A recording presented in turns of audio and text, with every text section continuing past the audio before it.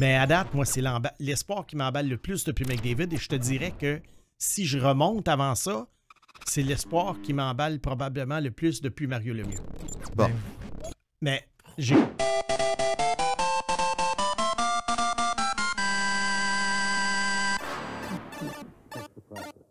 Trust the process.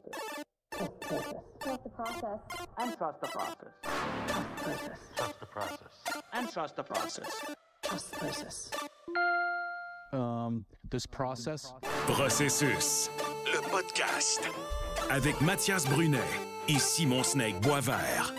Trust the process. Trust the process.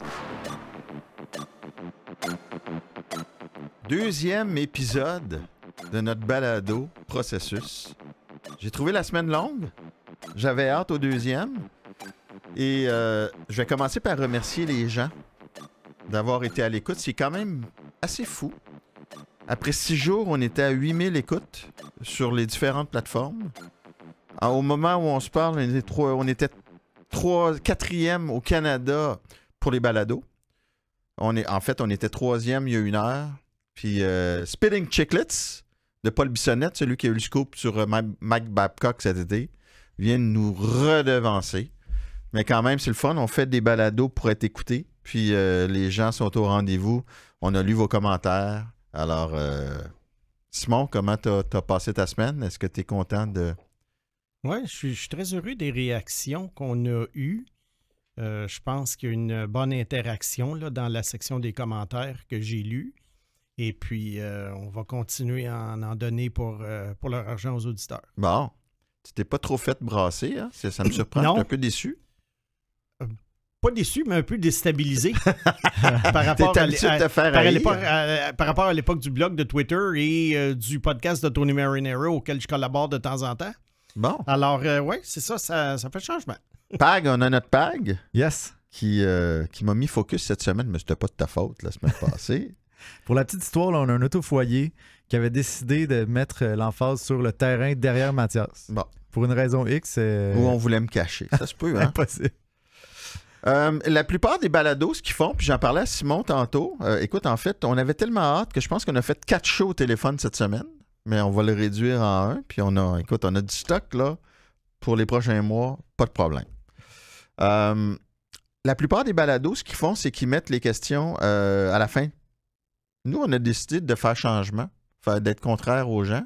Puis il y a beaucoup de questions adressées à Simon pour les poules, les questions des espoirs et tout ça. Fait que nous, on a dit, sais-tu quoi, on va mettre les questions de nos auditeurs en premier.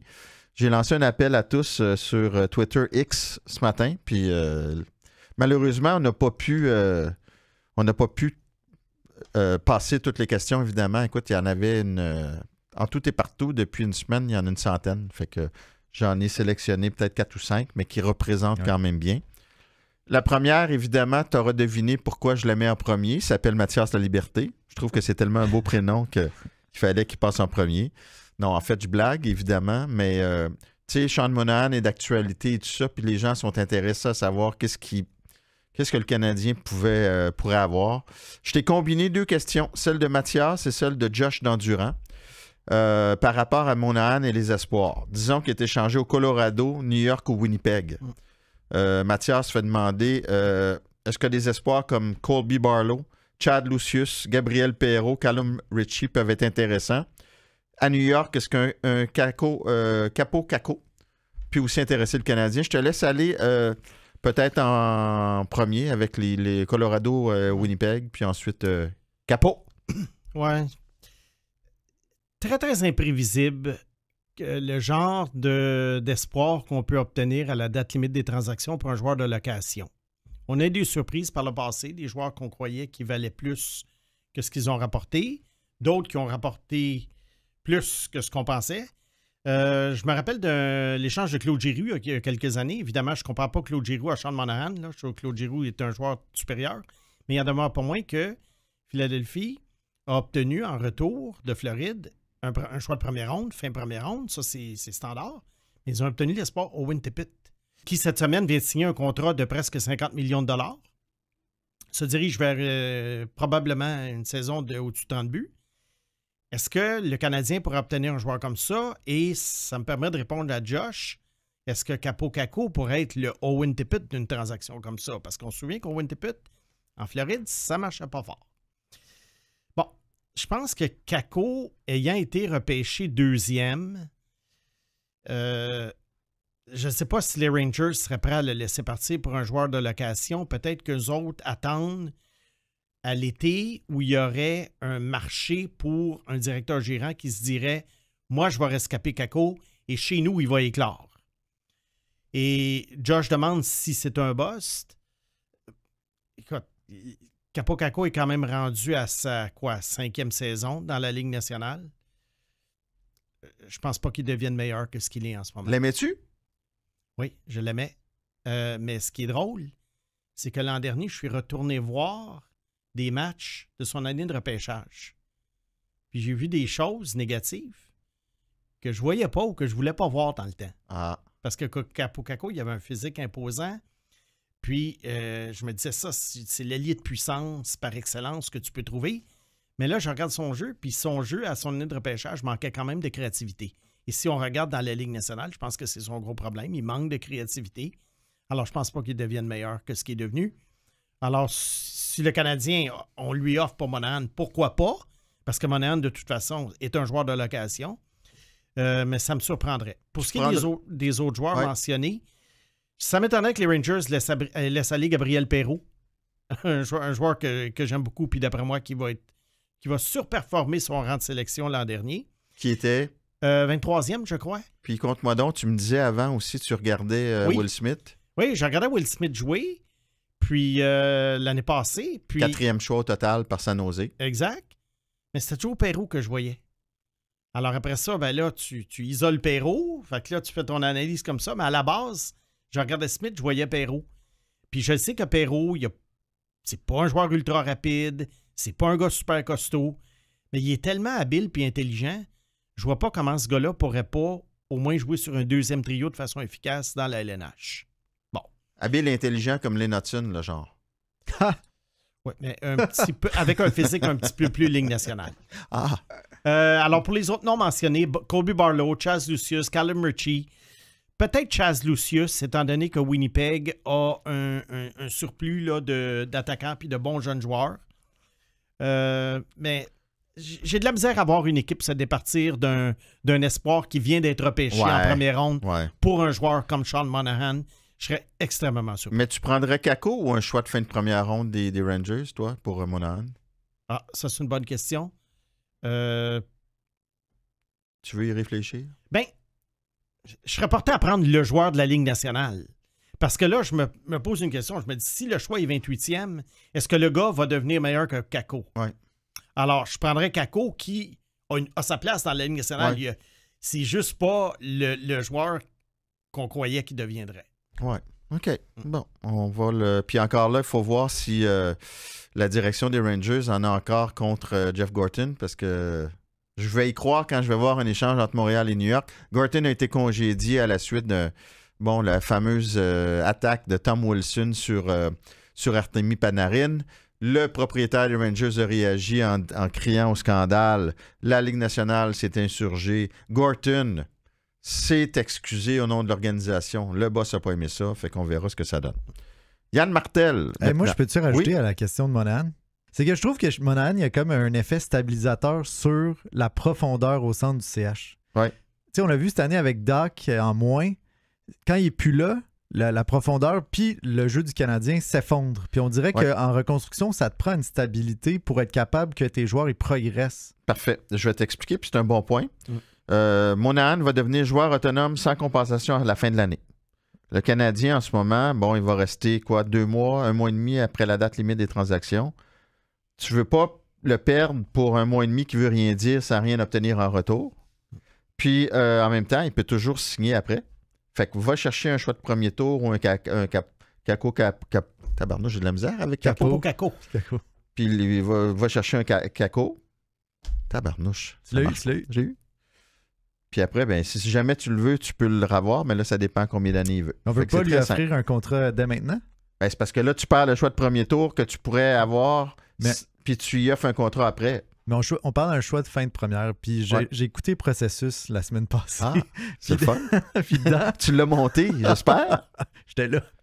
Puis dans l'épisode, vous avez dit à de nombreuses reprises qu'un choix tardif de première ronde ou de début de deuxième, dans la Ligue nationale, c'est pas nécessairement voué à des grandes choses. C'est pour ça qu'à mon avis, est-ce qu'on n'est pas trop en train de tasser rapidement du revers de la main la stabilité que nous offre un Monahan? L'autre point aussi qui est important à considérer, c'est qu'on veut faire une faveur à Monahan. Il a signé 1 an pour pas grand-chose. Fait qu'ici, il y a eu des discussions qui ont été faites. Et probablement que oui, c'est vrai. C'est Friedman qui disait ça, je pense, par rapport à peut-être sans que ce soit une promesse formelle de dire, regarde, Sean, signe 1 an avec nous pour pas cher, on va te donner une chance de gagner la coupe. Puis après, ben, on se parlera. Okay. Fait qu'il y a tout ça aussi. Sinon, il n'aurait peut-être pas signé. Et il y a le fait que si on garde Monahan ou qu'on le re-signe, disons, au mois de juillet, le contrat doit être abordable et pas trop long. Parce qu'il ne faut pas oublier que Monahan est enclin aux blessures. Ouais. Monahan va avoir 30 ans. Puis ça, c'est très, très risqué de donner, mettons, un 5 ans, 20 millions à un joueur comme ça. Parce qu'à un moment donné, le Canadien peut se retrouver dans 3-4 ans. Ils deviennent forts. Ils ont besoin d'espace sous la marge salariale. Et là, ils sont pris avec un joueur, mettons, de 4 millions dont personne ne veut. Parce qu'on a souvent, souvent tendance à regarder ce que le joueur te donne là. Tu sais, quand Gallagher a signé sa prolongation de contrat, on regardait ce qu'il donnait à ce moment-là.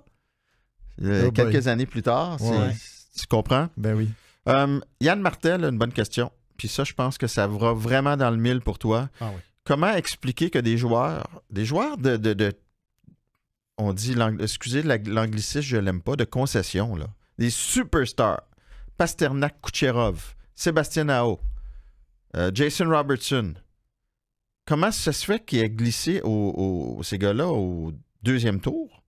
Est-ce qu'on avait des craintes par rapport à certains aspects de leur jeu? Oui. C'est les 4 noms là, qui sont très bons, qui sont des exemples frappants de joueurs choisis en fin première et en deuxième qui sont devenus des super étoiles. Bon, Jason Robertson, je vais répondre très rapidement, c'est son coup de patin. Alors lui, c'était évident, on savait qu'il pouvait marquer des buts, mais le gars traînait son piano et ça a l'air que dans la Ligue nationale, ça ne lui a pas nui. Alors ça, c'est une réponse. Kucherov, c'était un mélange de choses. Hein? Kucherov, c'était son physique et je crois également qu'il y avait le fait que c'est un joueur qui était difficile à évaluer. Quand il est venu jouer dans la Ligue junior majeure du Québec, là, on voyait qu'est-ce qu'on avait. Mais souvent, les joueurs en Russie, soit qu'ils n'ont pas beaucoup de temps de glace dans la KHL ou ils jouent dans des ligues juniors tellement faibles que comment tu peux savoir? Alors, c'est peut-être ça. Il ne jouait pas beaucoup dans la KHL, lui, c'est ça. Jeune. Là, ouais. Bon. AO, d'après moi, c'est une question de calibre de jeu parce que la minute après ça, après avoir été repêché, il est arrivé au championnat junior. Et là, avec Puljujärvi et Laine, ça a été le trio du tournoi. Alors, des fois, tu vois un gars, puis tu dis, bon, OK, il est en Finlande, il n'est pas dominant, il joue contre des hommes, oui, mais la patinoire est grande, le style de jeu. Regarde Slavkovski en Finlande, Mathias. Il dominait pas. Alors, c'est des gars qui deviennent vraiment une question de projection. Puis la projection pour AO, ben, ça a l'air qu'elle n'a pas été si bonne que ça. Non. Puis... Pasternak, lui, je vais te répondre de façon encore plus surprenante. Pasternak, je l'ai suivi à son année de repêchage. Il était bien ordinaire. Il est venu jouer à Mané au tournoi World Junior A au Canada, tournoi annuel qui a lieu au mois de décembre, de Junior A. Il était bon. Mais moi, je me souviens, à ce moment-là, je le voyais peut-être en 10 et 15. Alors, je le voyais pas, moi, dans le top 5. Parce que je me disais, Pasternak est bon. Même que je trouvais que Jakub Vrana, son coéquipier, était meilleur que lui. Et Jakub Vrana a été repêché avant Pasternak cette année-là. Et tu vois aussi, quand on dit que c'est une science imprécise, ben oui. Un gars a le droit de se développer aussi plus tard. Oui. Fait que c'est vrai, c'est compliqué des fois. C'est très compliqué. Mais c'était des 4 très bons exemples. Bon. Sébastien Gauthier, lui. Et j'ai une question simple pour le Snake. As-tu déjà fait ta liste pour le repêchage de 2024? Et si oui, est-ce que tu peux la rendre publique? Bon, la réponse est non, mais même si c'était oui, je ne la rendrais pas publique. Pour la bonne et simple raison que par le passé, je me suis fait brûler avec ça. Je l'ai expliqué déjà des fois. Tu fais une liste préliminaire à un moment donné au mois de décembre, au mois de janvier. Tu classes un joueur premier ou deuxième. Et là, finalement, rendu au mois de juin, ben là, tu as vu plus t'as plus d'informations. Les joueurs à cet âge-là progressent à un rythme absolument effarant. Alors là, tu vas te dire, tu vas placer le même gars 6e. Mais si le gars flop ou il n'est pas aussi bon que prévu, là, il y a quelqu'un qui va te remettre sur le nez dans 5 ans. Oui, mais tu l'avais premier. Non, je l'avais premier au mois de décembre. Ouais. Je ne l'avais pas premier au mois de juin. Alors, ma liste, c'est une fois par année. J'ai décidé ça. C'est sûr qu'il y a des joueurs dont on va parler dans le podcast qui vont être des top 10, à mon avis. Mais de là à dire, puis je peux vous dire tout de suite, c'est Celebrini le numéro 1, puis ça ne bougera pas. Bon. Mais il y a des entre 2 et 8 et 9, des fois, ça... Celebrini numéro 1? Je pensais que tu mettais juste des choix obscurs au premier rang pour faire jaser. Ben, des choix obscurs, j'en ai jamais mis au premier rang. Je te taquine. Non, je sais. Connor Bedard, les gens oublient. C'est hein? ça. Ouais. Ben, écoute, j'ai déjà mis des gars plus hauts, mais tu sais, je pense que faire passer Tim Stützle de 3 à 1, c'est pas un joueur obscur. Par contre, ça avait beaucoup de jaser pour d'autres raisons, parce que Lafrenière était comme le choix unanime cette année-là. Je pense que Celebrini, je serais bien surpris qu'il ne devienne pas éventuellement le meilleur joueur du repêchage. Mais bon. On en reparlera tantôt de toute façon. Ouais. Alors, Sébastien, la réponse est non. Puis pour savoir, là, juste pour poser la question, moi, ça m'intéresse de savoir, parce que tu fais pas ton classement en mi-saison, mais à la fin de la saison, c'est quoi environ ton échantillonnage de matchs observés ou de présence pour te faire une idée? Tu l'as fait, la liste, mais pas publique. Non, mais ce que je veux dire, c'est quand tu bases ton jugement sur combien de présences observées à peu près? Oh, je te dirais pour les top joueurs, là, mettons peut-être les 50 premiers, je te dirais ça varie certainement entre 10 et 25. OK. Oui. Présence ou match? Match, mais toutes les présences d'un match. D'un match, OK. Bon. Il me reste 2 questions. Oui. C'était-tu correct ou? 100%, oui. Yannick Beaudoin, est-ce qu'on a un ailier top 6 dans nos filiales? Filiales, on va dire que c'est Laval, c'est Junior, c'est Europe, c'est... Moi, je ne pense pas. Joshua Roy, c'est un beau talent, mais je pense que pour une saison de 82 matchs, je vois plus un joueur de troisième trio. Alors, pour le moment, je ne vois pas de top 6. Il faut dire que le Canadien aussi s'est beaucoup concentré sur le repêchage des défenseurs. Et Slavkovski, il serait parmi le top 6 s'il jouait, disons, encore en Europe ou dans le junior ou dans la Ligue américaine. Alors, je te dirais, étant donné son âge, je te dirais Slavkovski, mais dans les filiales, non. OK. Olivier Simard, on finit avec Olivier. Prochain repêchage, le Canadien doit-il repêcher le meilleur joueur disponible ou se concentrer sur une position en particulier, puis là, peut-être répondre sur la philosophie du repêchage dans ces situations-là?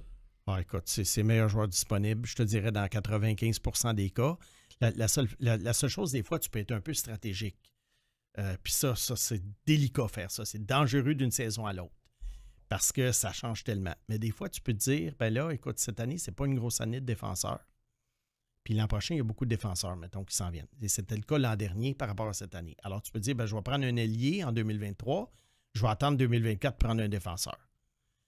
Ça peut être une façon de faire ça. Mais ça, c'est dangereux parce que les défenseurs de 2023, c'est-à-dire de 2024, peut-être qu'en 2023, tu les voyais très gros, puis en 2024, oups, ils ne sont plus aussi bons. De 16 à 17 ans, ça peut changer énormément. Alors, ça peut être une stratégie à adopter, mais jamais, jamais tu dois dire dans ton organigramme, j'ai besoin de défenseurs ou j'ai besoin d'un attaquant, j'ai besoin... Non, parce que les besoins changent et au fil des ans, fais juste regarder l'alignement des équipes. Tu peux prendre le Canadien, n'importe quelle équipe.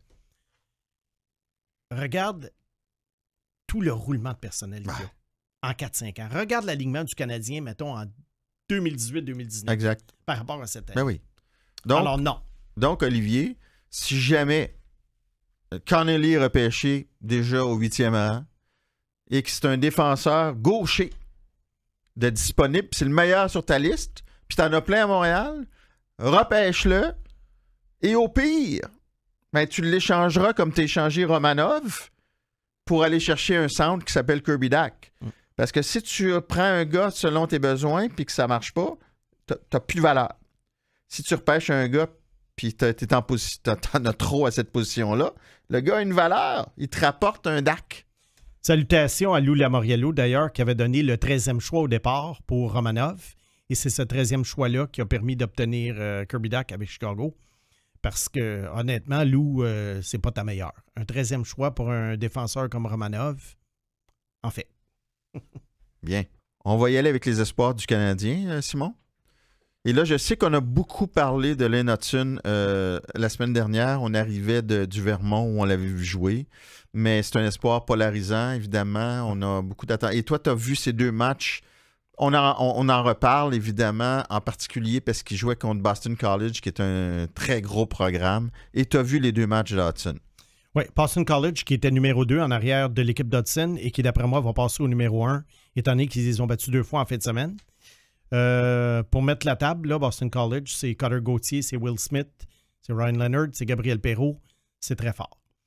Alors, Hudson, je dirais que vendredi, ça a été. Ben, il était plutôt invisible. Là.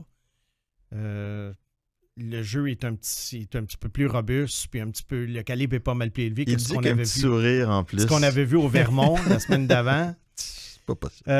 Samedi, ça a mieux été. Mais quand tu dis invisible, puis défensivement, c'était comment? Donne-nous des détails là, sur ce que tu as vu. Le jeu de la NCAA, c'est pas super robuste, sauf qu'il y a quand même des batailles pour la rondelle à gagner. Puis on peut pas dire qu'il était le premier à aller dans le coin pour aller la chercher, puis on peut pas dire que quand il était là, qu'il ressortait avec. Bon, alors ça, dans la Ligue nationale, évidemment que je reviens toujours à l'idée, quand tu arrives en séries éliminatoires, ça joue dur. Alors, qu'est-ce qu'il va faire à ce moment-là? On ne le sait pas encore. Alors, mais on a eu un petit aperçu. Samedi, ça a un petit peu mieux été. Il y a une affaire, Hudson, moi, que je regarde dans son jeu. Moi, je trouve que sa grosse force, c'est que la rondelle colle à son bâton. Alors, c'est un gars qui peut pivoter dans une cabine téléphonique. C'est pas nécessairement un gars qui a des mains exceptionnelles, mais à un moment donné, je me souviens une fois, il y a un joueur qui s'approche de lui, qui vient pour lui enlever la rondelle, puis je te dis, on dirait que la rondelle était collée sur le hockey. Il n'a jamais été capable de lui enlever, puis Hudson a pivoté sur lui-même, puis ça, je pense que c'est des choses dans la Ligue nationale qui peuvent fonctionner. Ça, c'est une genre de qualité qui est transposable. Okay. Le point peut-être plus difficile, c'est celui-là que je viens de mentionner, c'est le côté de la robustesse dans sa zone. Okay. Bon, mais au moins, c'est bien d'avoir cet échantillon de match-là pour voir comment il se débrouille dans ces contextes-là. Oui. Arber Xhekaj, évidemment, on a beaucoup parlé à Montréal. C'est un jeune joueur qui a été populaire très rapidement parce que c'est probablement là maintenant le bagarreur le plus craint probablement de la Ligue nationale. Carence quand même en défense, mais l'an dernier, on dirait que ça paraissait moins. Il a été renvoyé dans les mineurs récemment à Laval. Ça allait quand même bien. Il est revenu. Et les quelques matchs, là, ça allait vite. Puis tu vois que Martin Saint-Louis n'avait pas confiance. Il a joué 11 minutes son dernier match avant d'être retranché. Est-ce que c'est possible que ce gars-là s'améliore et devienne un bon défenseur dans la Ligue nationale? Moi, je te dirais que ça me surprendrait qu'il devienne bien meilleur que ça.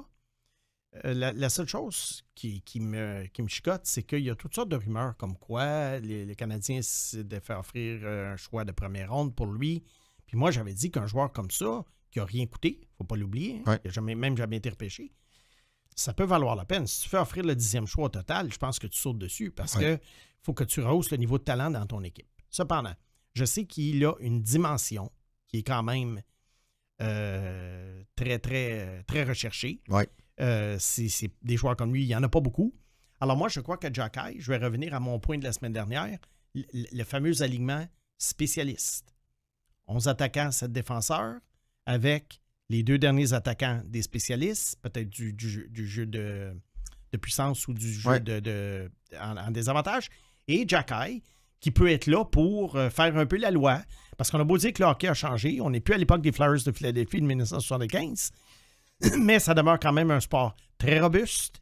Et puis, à un moment donné, ben, tu as besoin d'un joueur comme ça. Alors, moi, je le garderais à la seule condition vraiment d'en faire un joueur occasionnel, puis vraiment exploiter sa force, mais pas aller le faire jouer des 15-20 minutes par match parce que là, à ce moment-là, il va en avoir des buts contre lui. Ouais, écoute, on verra. En même temps, avec le nombre de pauses publicitaires pendant un match, tu vois de plus en plus d'attaquants aussi. La norme avant, là, un attaquant, 19-20 minutes. Et là, on voit de plus en plus des 25-26 minutes chez les attaquants. Suzuki, c'est 21 minutes par match. Alors que tu joues avec 2 joueurs de 4e trio, est-ce que c'est la fin du monde? Je pense pas. Okay. Je pense qu'on devrait en venir à ça. Si la semaine passée, on plaçait Hudson comme le joueur de spécialisation là, pour le power play, qui tu gardes entre Xhekaj et Hudson? Ah, tu peux garder les deux. Puis à ce moment-là, tu as 10 attaquants puis 8 défenseurs. Je te dis pas que c'est l'idéal. Non. Non. Mais les clubs roulent à 3 trios. Oui. Tu sais, puis, une autre chose aussi, il y a la saison. Tu sais, c'est une idée de gestion de minutes aussi. Tu sais, la saison régulière, c'est 82 matchs, c'est long. Tu veux que tes joueurs soient frais en éliminatoire. Dans la NBA, il y a des gens qui ont commencé ce qu'on appelle, des coachs qui ont commencé ce qu'on appelle le load management. Autrement dit, la gestion des minutes des joueurs. Ça ne fait pas l'affaire des réseaux de télévision parce que parfois, on donne congé à un joueur. Comme on le fait au baseball, on donne congé à un joueur. Je ne pense pas qu'au hockey, tu puisses faire ça. Les gens payent cher pour voir un match. Je ne pense pas que ça serait drôle si Edmonton arrivait ici et enlevait Connor McDavid de l'alignement pour le reposer. Mais moi, je n'aurais pas vraiment de problème à jouer à 3 trios, 6 défenseurs, puis 3 joueurs finalement qu'on peut faire tourner là, selon les matchs, les situations. Bon, OK. Je sais qu'au championnat mondial junior, ça roule beaucoup plus avec un joueur de plus en formation. Fait que ça peut se faire. Ouais. Il y a un défenseur, un espoir du Canadien qui a été repêché en milieu de repêchage l'an dernier, qui n'est pas très gros, défenseur droitier, qui joue en KHL, qui s'appelle Bogdan Konishkov, qui a été l'objet d'un reportage d'ailleurs dans TVA Sport de Nicolas Cloutier récemment, qui a parlé à son entourage et tout ça. C'est l'équipe de Larionov. Il va dans la KHL, il va très bien. Il a même été capitaine de son équipe il y a 21 ans. Offensivement, ça va très bien. Tu l'as vu à l'œuvre, Simon. Ouais. Qu'est-ce que tu vois pour ce gars-là? Puis comment il va évaluer des joueurs comme ça? Oui, ça, j'en ai beaucoup à dire. Parce que la KHL, premièrement, qui a souvent été qualifiée comme la 2e meilleure ligue au monde, je ne sais pas si elle l'a déjà été. Moi, j'ai toujours trouvé que c'était la Ligue américaine qui était la 2e meilleure ligue au monde. Mais la KHL a quand même diminué depuis 2 ans. Parce qu'en raison du conflit en Ukraine, il y a beaucoup de joueurs qui ne sont pas retournés. Il y a des joueurs qui n'y vont pas. Donc, la KHL là, est en train de se faire dépasser par d'autres ligues européennes. Alors, c'est ce qui donne peut-être la chance à des gars comme Konishkov de jouer, même s'il a seulement 21 ans. Et puis, c'est un choix de 4e ronde. On ne l'a pas repêché en 2021, ni en 2022. Alors, c'était son 3e tour au repêchage. Cette année, dans ses statistiques, 55 matchs joués, 5 buts, 19 passes. 5 pieds 11, 176 livres. Ce sont les mensurations officielles. Il joue environ 23 minutes par match, ce qui est énorme. Et on le voit, c'est un défenseur droitier qui joue également sur le jeu de puissance et le désavantage numérique. Bon. Il y a un contrat dans la KHL jusqu'en 2026. Donc, on parle d'encore 2 saisons après cette année. Oui. Écoute, c'est pas catastrophique parce que ça donnerait le temps aux Canadiens de démêler un peu tout ce qu'ils ont. Et évidemment que le gars, lorsqu'il arriverait, probablement que le temps de préparation dans la Ligue américaine serait très, très court, étant donné son âge et son expérience. La question maintenant est de savoir, est-ce qu'il peut jouer dans la Ligue nationale? Moi, je trouve que c'est un joueur qui est relativement vanille. Ce que j'entends par là, c'est que c'est pas un gars qui a un coup de patin exceptionnel. Il a un lancer précis, c'est un bon passeur, mais il a un bon sens du jeu, mais c'est plus un gars qui va faire des jeux très simples. Tu ne le verras pas faire des longues passes, tu ne le verras pas déjouer personne, tu ne le verras pas finalement être un corps arrière de jeu de puissance. Moi, je trouve que c'est plutôt un joueur qui joue prudemment et puis, étant donné, il y a un gros problème là, pour un défenseur, son pivot est très difficile. Oh. Alors ça, déjà, pour la Ligue nationale, c'est pas très, très bon signe. Mais juste pour terminer sur lui, on parle de l'évaluation des joueurs de la KHL. Je vais donner un exemple précis. Il y a quelques années, il y avait un trio absolument exceptionnel qui était composé de Vadim Shipachov, Nikita Gusev et Evgeny Dadonov. Et ces 3-là, dans la KHL, étaient 1, 2, 3 dans l'ordre que je les ai donnés. Shipachov étant le meilleur, Gusev le 2e, Dadonov le 3e. Les 3 sont venus jouer dans la Ligue nationale. Ça a été l'inverse. Dadonov a eu quand même une carrière décente. Gusev, il n'a pas joué très longtemps. Et Shipachov a fait 3 matchs. Bon. Donc, dans une KHL, ligue qui était plus forte à l'époque. Oui. Alors, la KHL, c'est extrêmement difficile d'évaluer les joueurs, mais Konishkov, je pense que ça demeure quand même, là, considérant tout ce que tous les défenseurs que le Canadien ont, considérant là, bien d'autres facteurs, c'est vraiment, vraiment un long shot pour jouer chez le CH. Fait que c'est vraiment compliqué à ce point-là, évalué dans le KHL. Très compliqué. Bon, mais le Canadien a bien fait de prendre Ryan Backer. Oui. À la place de Mishkov. Non. Non. Parce qu'il y a des joueurs... Lui, il est plus facile à évaluer. Il y a des joueurs évidents. Mais il y a quelqu'un d'autre qui pense J'aime comme ça toi. taquiner, Simon. Mais oui, puis il y a quelqu'un d'autre qui pense comme toi, c'est Anthony Marcotte. Oui. Les gars, moi, j'ai pensé à vous cette semaine, puis je me permets une petite... on s'en est pas parlé avant, Mathias, je m'excuse de te bousculer avec ça, mais Oh, parce je que- suis bousculé. j'ai pensé à vous toute la semaine, les gars, c'est ça que je voulais vous dire. Mais il y a tout quelque chose de Une super blonde, elle intéressant. sera pas contente. Là. Regarde. Je vous lis le tweet, OK? La saison que connaît Logan Mailloux avec le Rocket ressemble de plus en plus à celle de Piquet Subban avec les Bulldogs d'Hamilton en 2009-2010. Subban avait inscrit 53 points en 77 parties. Le ratio de points par match de Mailloux est légèrement supérieur présentement. Pardon. Écoute, pour moi, c'est pas le même joueur. Piquet Subban, moi, à l'époque, c'était un joueur que je voyais très, très gros. C'était un joueur que je voyais avoir un impact immédiat avec le CH et ça a été le cas. Un patineur. Ça a été le cas. C'était un patineur, il avait du chien, il était habile. Je sais que défensivement, il avait ses carences, comme Mailloux, mais Logan Mailloux, je ne vois pas du tout Piquet Subban en lui, là, dans sa façon de transporter la rondelle, de patiner et tout. Écoute, je sais pas. C'est des styles différents. C'est des styles différents, mais où je te dirais Et que... Piquet avait-il tant de carences défensives, à part des quelques crampes au cerveau, quand il défendait son territoire, il le défendait, là. Oui, c'est ça. Mais il y avait des crampes au cerveau, puis ça, il faut quand même les considérer. Oui. Mais Mailloux, c'est plus que des crampes au cerveau. C'est un gros manque de constance. Mais où peut-être Subban et Mailloux se ressemblent, c'est que dans les deux cas, il se passe quelque chose quand ils sont sur la glace. Ouais. Alors, Mailloux, sur une même présence sur la glace, il peut avoir lancé un boulet de canon contre un but, mais 15 secondes avant, il a fait une erreur dans son territoire. Alors, ce qu'on appelle des joueurs high event, là, en anglais. Alors, c'est ça. Mais je pense pas, là... Moi, je suis pas d'accord avec la comparaison sur Mailloux, même si je comprends d'où il vient avec ça. C'est ma faute, là. Je voulais pas faire un amalgame parce qu'Anthony, c'est pas ça qu'il fait dans son tweet. Tout ce qu'il fait, c'est dire qu'ils ont le même ratio de Ok. points par match. Ah oui, du côté statistique, Ouais. je comprends. Fait que je trouvais ça intéressant de vous ramener ça quand même à l'avant-plan parce que Ouais. au même âge. Mais tu sais, Nicolas Baudin a été très bon dans la Ligue américaine aussi, puis il s'en va en Europe. Fait que des fois, il faut... Puis c'est un choix de premier tour aussi. Des fois, il faut faire attention. Oui. On va finir avec les espoirs du CH avec Jacob Fowler, Oui. qui est un gardien. Beaucoup le voient très gros. Pensent que c'est le gardien d'avenir du Canadien. Tu l'aimes bien, toi, même si c'est un espoir du Canadien?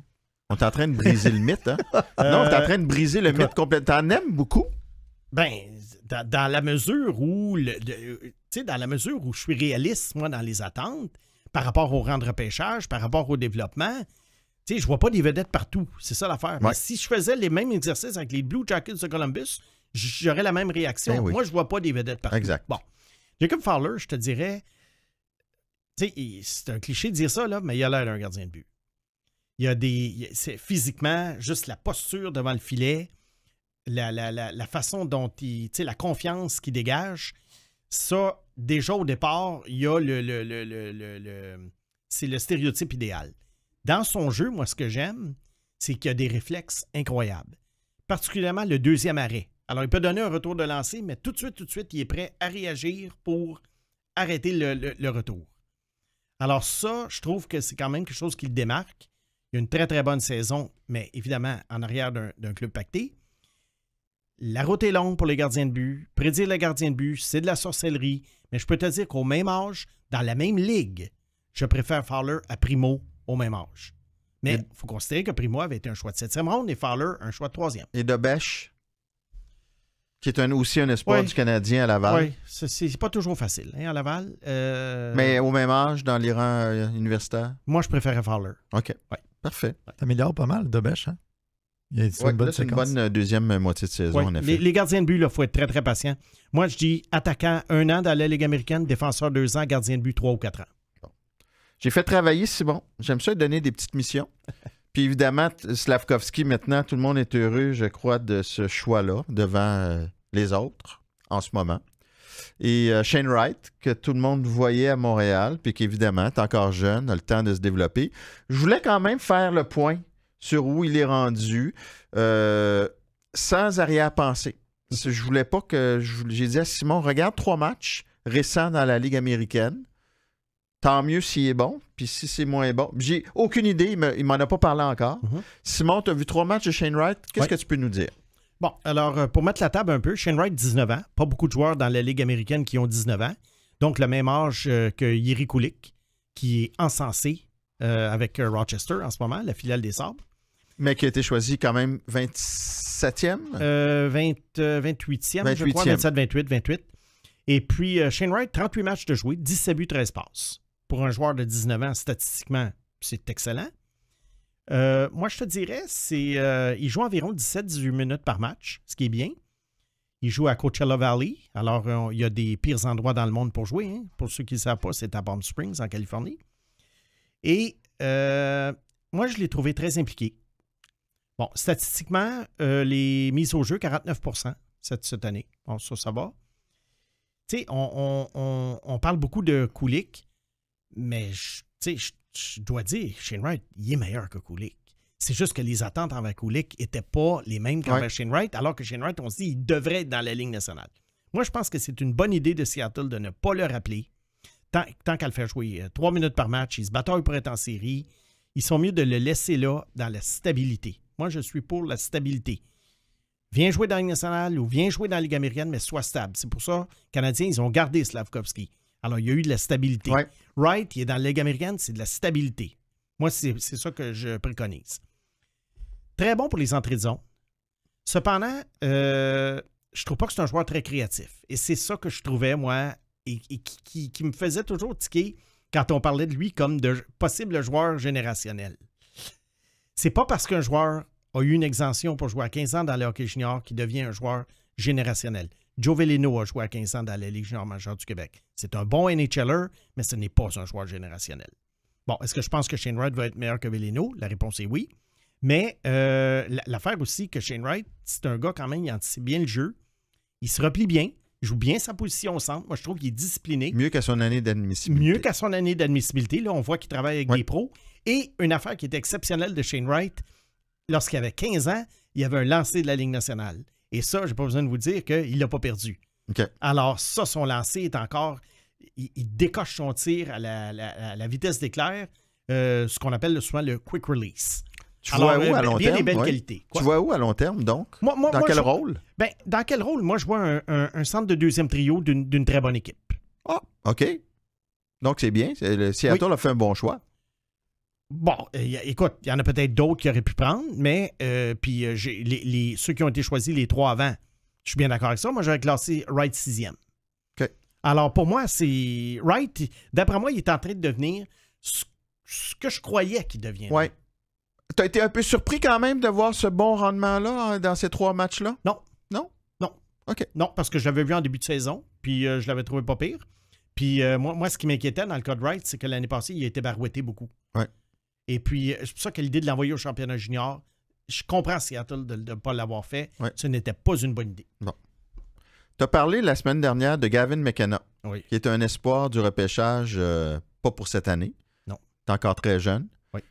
Et Simon m'a surpris au téléphone parce que tu sais qu'il y a eu quand même des bons joueurs ces dernières années après un certain McDavid. Il y a eu Matthews. Oui. Il y a eu Jack Hughes. Oui. Connor Bedard. Oui. Et Simon a dit que c'est le meilleur. Gavin McKenna est le meilleur joueur disponible depuis Connor McDavid. Ouf. Oui. Moi, je te dirais qu'en ce moment, au même le âge... don pour ceux qui peut-être... Gavin McKenna est né le 20 décembre 2007. Donc, il vient d'avoir 16 ans. Donc, techniquement, c'est sa saison de 16 ans dans la Ligue de l'Ouest. Il a été repêché premier par la Ligue de l'Ouest il y a 2 ans. Et l'an dernier, il a joué 18 matchs, même à l'âge de 15 ans, mais même quelques matchs même à l'âge de 14 ans. Son premier match à l'âge de 14 ans, il a eu 4 passes. Et ça, là, c'est fort. Ouais. Là. Bon. Donc, ça, c'est un gars qui a encore 2 ans d'admissibilité après cette année.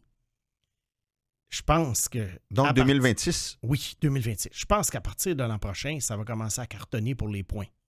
Là, on peut parler l'année prochaine parce qu'on sait qu'il va manquer des matchs là, pour toutes sortes de raisons. Il y a des tournois, des trucs comme ça. Mais c'est un gars qui pourrait facilement cartonner dans le 120, 130, 140 points. Et à sa dernière année junior, alors qu'il va la jouer partiellement à 18 ans, dans la Ligue de l'Ouest où les points sont assez faciles à ramasser, moi, je verrais un gars qui, en 60 matchs, disons, pourrait être pas loin du 180 points. Puis en quoi tu faisais... Tu me disais au téléphone que c'est un mini McDavid. Oui. Qu'est-ce que tu veux dire par là? C'est un mini McDavid. Moi, je compare à McDavid au même âge. Bon. McDavid, c'est un gars qui patinait vite, mais ce qui caractérise McDavid et que j'avais jamais vu dans l'histoire du hockey, à part peut-être Pavel Bure, c'est la rapidité à laquelle il fait des jeux. C'est pas croyable, ce gars-là. Hein? Ceux qui regardent jouer les Oilers de temps en temps, tu regardes ça et tu te dis, est-ce que j'ai bien vu ce que j'ai vu?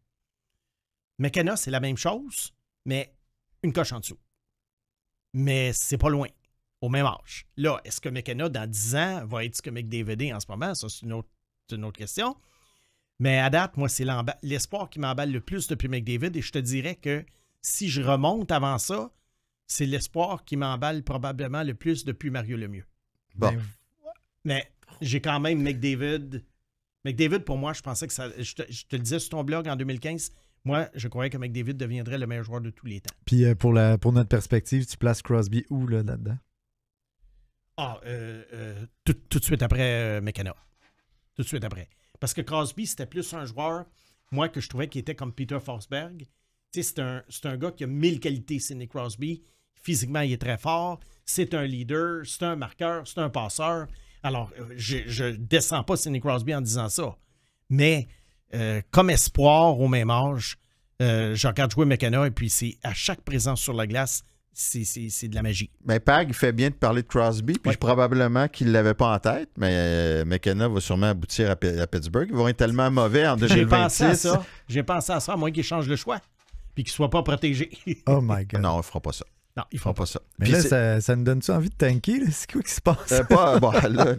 Mathias, moi, je veux dire que si on était dans la NFL où il n'y a pas de loterie, en passant un sujet pour une autre fois, je déteste les loteries là, pour les repêchages. Là. Puis j'expliquerai pourquoi un jour. Si tu l'expliqueras la semaine prochaine. Oui. Si on était dans la NFL, moi, je dirais 2025-2026, préparez-vous à tanker parce que vous allez avoir un joueur absolument merveilleux à la McDavid pendant 15 ans. Bon. Ben, j'avais dans les sujets, justement, les Pingouins, puis c'est pas des espoirs ailleurs dans la Ligue nationale, mais c'est un thème quand même qui nous touche, puis je pense qu'il touche les gens qui nous écoutent, qui apprécient ce qu'on fait. À la place de Carl Dubas, dans un premier temps, qui est arrivé l'été dernier, puis là, on remontera pas à... On va prendre la situation de Dubas. Toi, tu t'en vas en entrevue avec les propriétaires. Puis là, on le sait que les propriétaires, eux, voulaient garder le noyau intact. Mais disons que toi, tu es fidèle à toi-même. Tu arrives en entrevue avec les propriétaires des Pingouins, tu fais quoi? Ben, premièrement, c'est un boulot, puis pas dire j'aime les défis, là, mais c'est un boulot qui ne m'intéresse pas. Sérieux. Pourquoi? Je vais te dire pourquoi. Je pense que l'idée avec Pittsburgh, en rajouter davantage, comme Dubas a fait en allant chercher Carlson, on le voit que ça ne marche pas. Puis, tout liquider, comme j'aurais aimé faire, il est trop tard. Parce que je pense pas que ça rapporte tant que ça. Alors, tu échanges Crosby, il reste encore 1 an et demi de contrat. Crosby, quand même, Crosby, là, tu vas chercher quelque chose. Oui, là. tu vas chercher quelque chose. Mais Malkin, je pense pas, avec 2 ans et demi de contrat. Il y a des gars comme Brian Rust qui sont encore sous contrat jusqu'en 2028, Richard Raquel, Riley Smith jusqu'en 2025. Qu'est-ce que tu peux aller chercher pour ces joueurs-là? Carlson, non. Mais tu échanges Crosby. Ouais. Le temps, jusqu'en 2028, 6 millions. Ryan Graves. Tu t'excites pas un peu de dire je peux échanger Crosby cet été et Gonzalo à la date limite des échanges? Ça rapporte quand même. Là, tu peux relancer quand même pas pire. Là. Oui, tu peux relancer, mais est-ce que les équipes vont te donner vraiment un top espoir pour ces gars-là? Crosby, oui. Mais les autres, non. Toi, tu l'aurais fait quand? Ouais. On en a parlé un peu en préparant l'émission. Tu l'aurais fait quand, le virage? Puis tu as des exemples ailleurs que dans la Ligue nationale d'équipes qui ont eu le courage d'échanger leurs vedettes alors qu'il est encore... Crosby est encore bon, mais qui est encore à leur summum, là. Mais c'est parce qu'il y a toutes sortes de façons de faire ça. Il y a des équipes, à un moment donné, elles le font parce qu'elles n'ont pas le choix. Les Sharks de San Jose le font en ce moment. Mais c'est vraiment parce qu'ils n'avaient pas le choix. C'est pas un plan qui se sont dit « on est une équipe de milieu de peloton, on est tanné d'être autour de 500 chaque année, liquidons. » La seule équipe, moi, je me souviens, qui avait fait ça, c'est les Sabres de Buffalo avec Tim Murray. Tim Murray avait vendu son plan au propriétaire, avait dit, bon, l'équipe n'est pas si mal, mais on ne sera jamais une puissance. Alors, liquidons tout et recommençons. Le problème de Murray, il a bien fait la liquidation, mais après ça, il était trop pressé et il est allé très, très, très vite pour essayer de rebâtir et finalement, Buffalo est resté dans les bas-fonds. Mais qu'est-ce qu'ils ont récolté, Buffalo, comme joueur à leur sommet? Là? Il n'y a pas de temps, finalement. C'est pas comme échanger un gars de la dimension de Crosby non plus. Là. Il n'y a pas eu de grandes actions courageuses. Non, mais ils ont quand même obtenu Tage Thompson. Oui. C'est Murray, ça? C'est pas... Non, c'est après. Okay. C'est après, c'est Jason Botterill. Okay. Mais c'est pour te donner un exemple. Là, d'avoir ce courage-là, là, d'échanger un Crosby comme tu le ferais, tu as vu ça où ailleurs? Que ça peut être d'autres ligues, tu as le droit. Finalement, ça, c'est très, très rare qu'une équipe va échanger un monument. OK? Qui est encore bon, mais qui est vieillissant. Mais ce qu'on a vu au baseball, on a vu en 2012 les Astros de Houston qui ont vidé l'équipe au complet. Il y avait des bons joueurs là-dedans.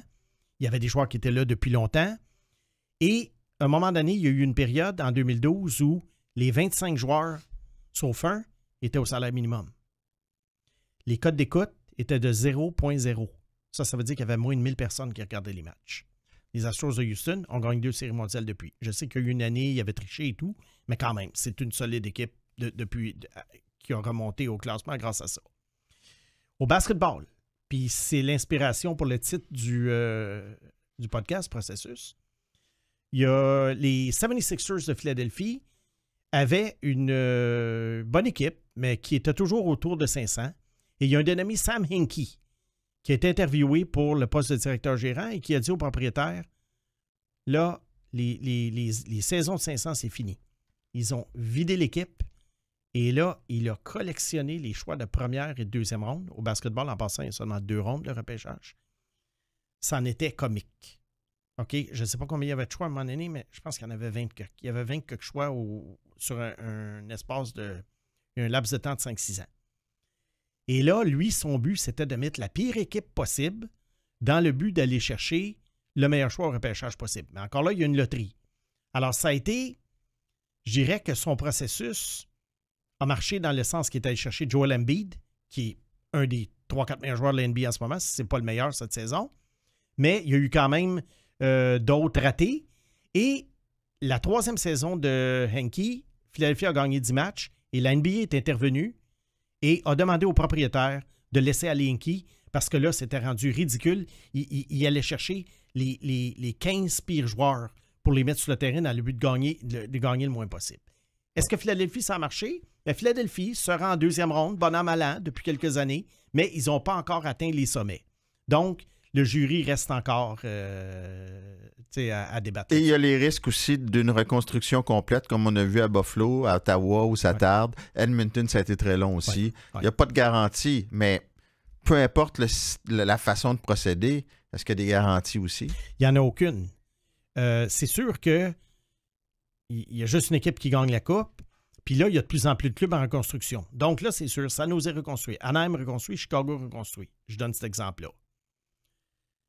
Bon, mettons, il y en a une qui a du succès. Bien, les gens qui sont les partisans de la reconstruction complète vont dire, ah, voyez-vous, mettons, Anaheim a gagné la Coupe. Ouais.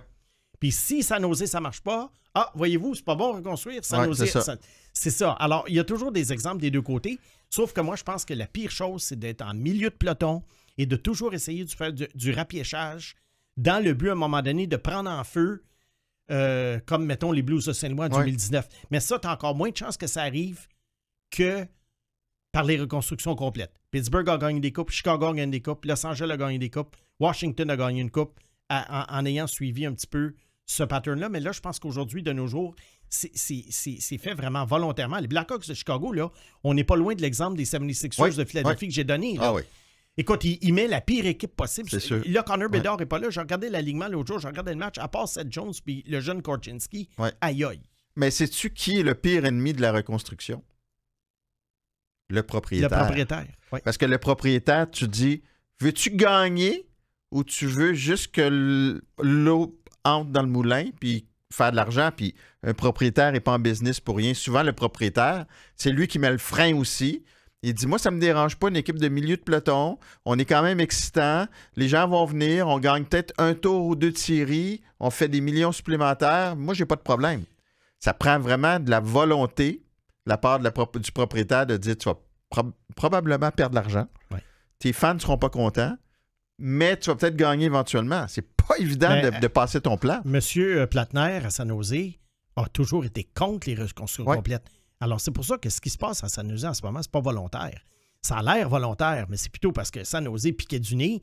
Et là, Platner n'a pas eu le choix. Une autre chose aussi, Mathias, qu'on peut rajouter dans le cas des propriétaires, puis là, je m'avance, mais souvent, c'est des gens de 75-80 ans.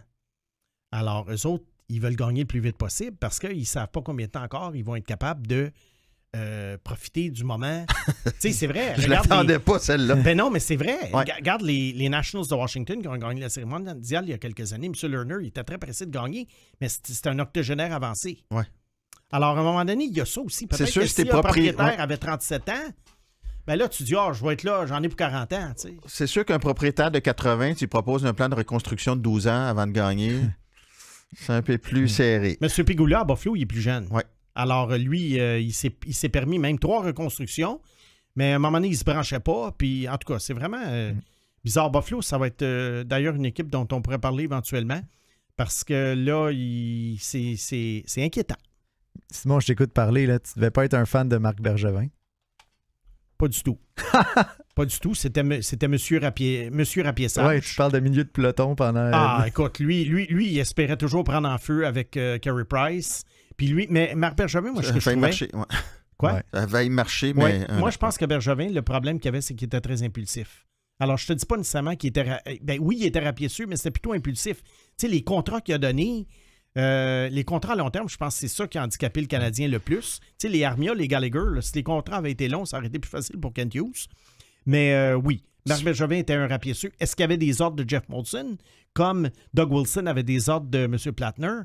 Peut-être, mais Doug Wilson, je pense, a fait un bien meilleur job que Bergevin. Je pense que c'est plus de l'amour que de l'impulsivité dans le cas de Bergevin. Il était attaché à ses joueurs. Ouais. Ouais. On va conclure ce deuxième épisode avec nos visites dans le temps, avec les repêchages. On a fait 2005 la semaine dernière. Et là, on est rendu à 2006, qui est spécial parce que d'abord, c'était quand même, il y avait des joueurs de qualité au sommet. Puis deuxièmement, ça a été une des pires erreurs de l'histoire du Canadien au repêchage. Mm-hmm. Alors, peut-être commencer par situer les gens. Évidemment, Eric Johnson a été le premier choix au total, le défenseur, par Saint-Louis, suivi de Jordan Staal à Pittsburgh, Jonathan Toews à Chicago, Niklas Bäckström à 4e à Washington et Phil Kessel 5e à Boston, suivi de Derek Brassard à Columbus. Alors, vas-y donc, toi, ta liste, avant le repêchage de 2006, ça ressemblait à quoi? Je vais donner mon top 10. Oui. Puis après ça, on décortiquera ça. Oui. J'avais Phil Kessel premier, Jonathan Toews 2e, 3e, j'avais Eric Johnson, 4e, j'avais Claude Giroux, 5e, Niklas Bäckström, 6e, Patrick Berglund, 7e, James Shepard, 8e, Derek Brassard, 9e, Carl Oposso et 10e, le gardien de but, Jonathan Bernier. Bon. Pourquoi Kessel le premier? Kessel, pour moi, c'était un joueur absolument hallucinant offensivement. Il y en a même à cette époque-là qui se demandaient s'il ne serait pas peut-être aussi bon offensivement que Crosby. Et j'étais d'accord avec ça, avec ce commentaire-là. Moi, je voyais un gars de 40-50 buts chaque année. Et Pittsburgh repêchait 2e et je m'étais dit, si Pittsburgh va chercher Phil Kessel, ils vont gagner 7 coupes Stanley de suite. Bon, ils sont pas allés le chercher. Et d'ailleurs, c'est quoi ta réaction quand tu as entendu le nom de Jordan Staal au 2e rang? J'ai donné un gros coup de poing sur la table parce que, pas que j'étais partisan des Pingouins, mais moi, je suis partisan d'équipes puissantes. Puis je me disais, Crosby, Malkin, Kessel, c'est un trio qui va être comparable à celui des Oilers dans les années 80. Un trio de joueurs. Pas qu'ils jouent ensemble, mais un trio de joueurs. Ouais. Alors là, moi, ce qui est arrivé dans le cas de Kessel, ben, ironiquement, il a gagné 2 coupes Stanley à Pittsburgh. Ouais. En fin de carrière. En fin de carrière. Il avait été un bon joueur, mais il n'avait pas été un joueur clé non plus. Puis, ben, C'est un gars qui s'est laissé aller un peu, malgré son talent. Oui, il a le record du plus grand nombre de matchs joués consécutifs. Bravo. Mais il a été décevant. Il a été échangé quelques fois. Puis on peut dire que c'est un gars qui se soucie absolument pas du jeu défensif et qui ne se souciait pas non plus de sa forme physique. Et il y avait des drapeaux rouges quand même à l'époque. Tu les voyais pas, les drapeaux rouges? Ben, je le trouvais grassouillet un peu. Mais bon, je voulais pas les voir, les drapeaux rouges. Parce que là, oublie pas, on remonte 17-18 ans en arrière. Tu es un homme différent, un analyste différent. Ben, c'est que là, à un moment donné, au fil des ans, on apprend nos leçons puis on est capable de faire des comparables. Mais c'est sûr que Kessel, moi, j'étais super emballé par sa performance. Jonathan Toews, deuxième, ben, c'était pour les mêmes raisons que le joueur qu'il est devenu. Eric Johnson, je l'aimais. Il y a eu un accident bizarre dans un kart de golf. On appelle ça un accident de kart de golf. Oui, un accident de kart de golf. Avant le camp d'entraînement des Blues, il vient d'être repêché premier au total. Eric Johnson qui joue encore. Un joueur honnête. Il se coince la jambe sur le bord du kart en sortant, puis il se détruit la jambe. Hein? Ouais. Saison terminée. Ouais. Je pense qu'il s'est pris le pied entre le truc de la manette de frein, puis tout a lâché. La jambe a resté coincée. Ouais. Écoute, Johnson, je pense qu'il n'a jamais été le même à côté de ça. Est-ce qu'il aurait été nécessairement meilleur? Je ne sais pas. Parce qu'une leçon que j'ai apprise, moi, puis que j'ai appliquée après ça pour Aaron Ekblad, les gros défenseurs qui dominent principalement grâce à leur physique dans les rangs juniors, principalement grâce à ça, il faut se méfier. Parce que dans la Ligue nationale, l'écart se rétrécit. Des gars comme Johnson, il y en a, au point de vue physique. Des gars comme Aaron, et c'est pour ça qu'Aaron Ekblad, je l'avais assez loin sur ma liste, parce que je trouvais que sa domination dans le junior était principalement due à son physique. Bon, c'est sûr que le physique il est important. J'aime ça, un défenseur de 6 pieds 3, 215 livres. Mais il ne faut pas que ça soit principalement ça qui soit sa force. Tu avais Giroux 4. Oui. Pourquoi?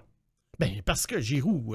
C'était une machine offensive et puis c'était un gars qui fait 100 points à 17 ans dans la Ligue junior majeure du Québec puis qui avait été rejeté par la Ligue de l'Ontario d'ailleurs parce que c'est un Ontarien. Il devait jouer là. Et moi, je comprenais pas. Je me suis dit, écoute, il faut toujours que un gars qui est habile, oui, il était pas gros, mais c'était quasiment comme un genre Patrick King, moi, je dirais. Et là, il n'est pas sorti 4. Non. Il n'est pas sorti 8. Non. Il n'est pas sorti 12. Il n'est pas sorti 19. Et là, au 20e rang, puis je vais raconter la petite anecdote après, le Canadien choisit au 20e rang, tu es devant ta télé, et là, tu te dis, qu'est-ce qui se passe dans ta tête? Toi, tu as Giroux 4, oui. Puis là, c'est au tour du Canadien de choisir. Qu'est-ce qui se passe dans ta tête? Ben moi, je me dis, c'est l'évidence même qu'ils vont prendre Claude Giroux. C'est un joueur francophone qui a fait 100 points dans la Ligue junior majeure du Québec, qui est habile. Oui, je sais que le Canadien, même à l'époque, n'avait pas une grosse équipe physiquement, mais quand même, tu repêches. Tu peux pas laisser passer un gars comme ça. Il y a beaucoup d'équipes qui l'ont laissé passer. Mais c'est quand j'ai entendu le nom de David Fisher. Que tu connaissais? Oui. Parce qu'il vient d'high school, mais tu l'avais analysé. Oui. Puis là, je m'étais dit, c'est quoi ça? C'est quoi cette affaire-là?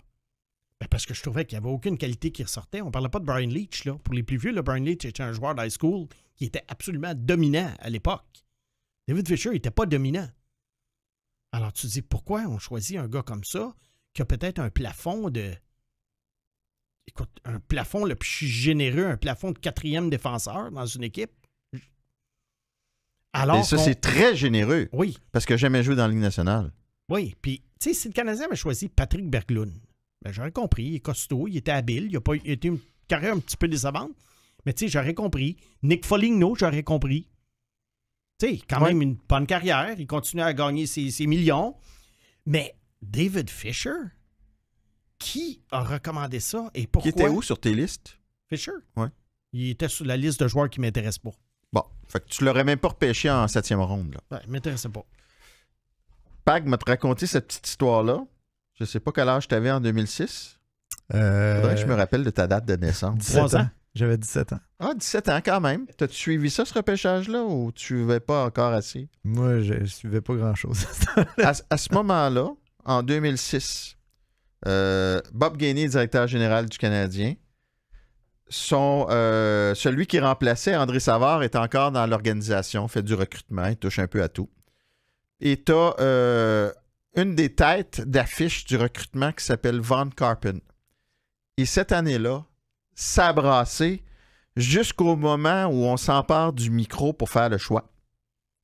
On a décidé, certains voulaient que le Canadien change la liste parce que Giroux était avant.